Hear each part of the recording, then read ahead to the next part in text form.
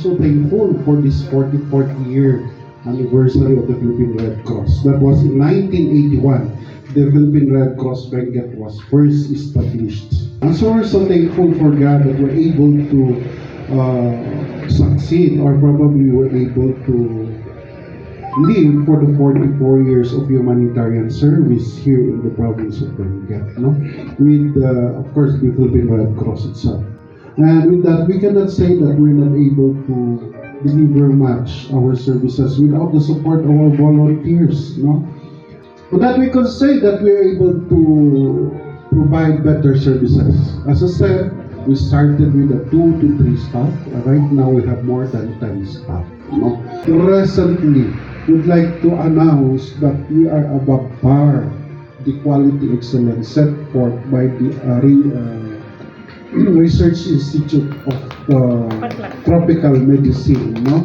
We passed the quality tests that we are providing a quality and safe blood. There are 110 chapters all over the Philippines, and we were top 18, no?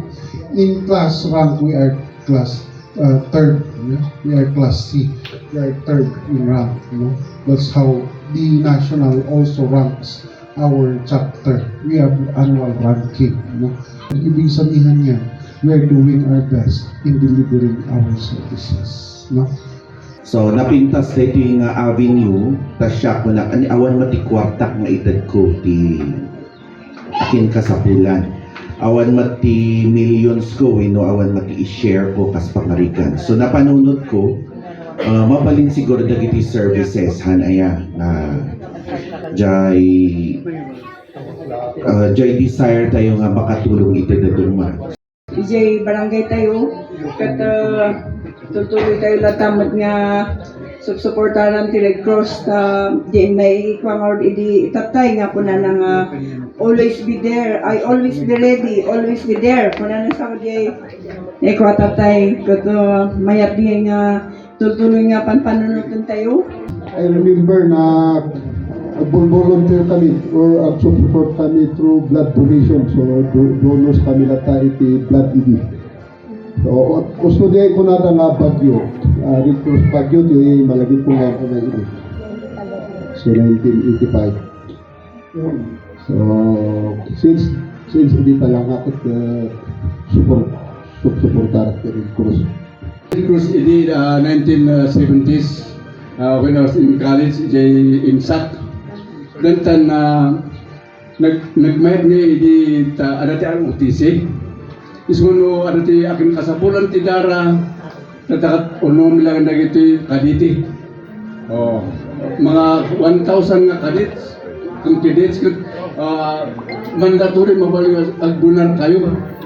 Awan ti mabalik natin siyempre isudakat awan mati awan high blood mayati blood pressure dahil sunga.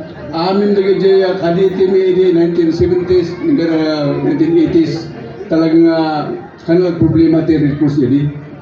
We are grateful nga may baga nila tamat iti ayatan ajay kuna dagarod volunteerism ada ti pusong dakal ti pusong nga